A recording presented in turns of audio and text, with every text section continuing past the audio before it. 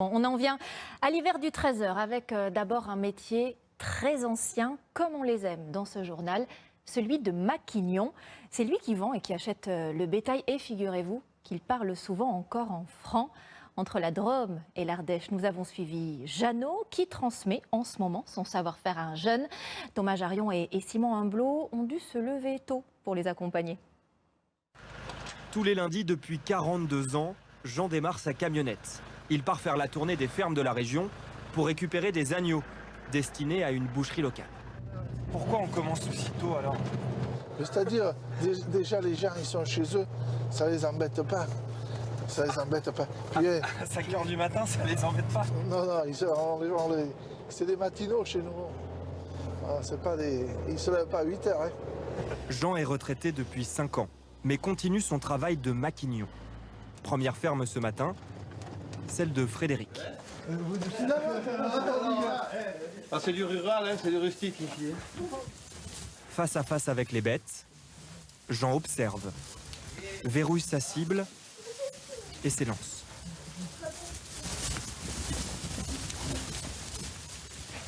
Sur quels critères choisit-il les agneaux?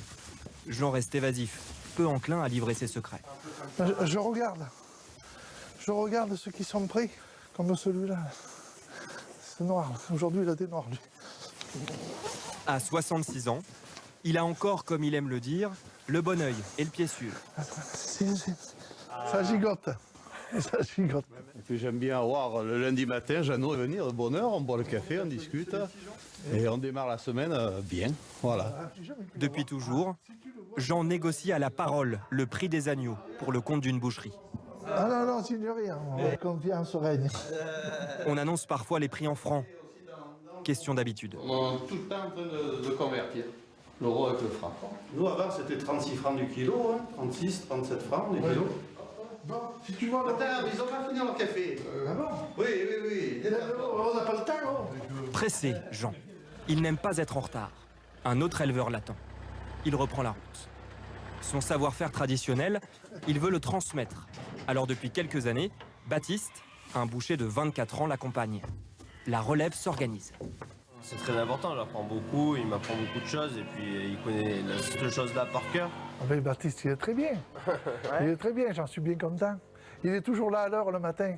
C'est très important ça quand on démarre. Fin de la tournée. Le soleil se lève. Après avoir confié les bêtes à l'abattoir, direction la maison de Jean pour le sacro-saint casse-croûte de 9 h. Pâté, boudin noir, omelette à la truffe, arrosé de vin rouge local. On n'a pas mangé. Mais ça s'arrête quand en fait le casse-croûte? Après, à midi. On va manger un bout de fromage et puis... Le travail, les moments de partage.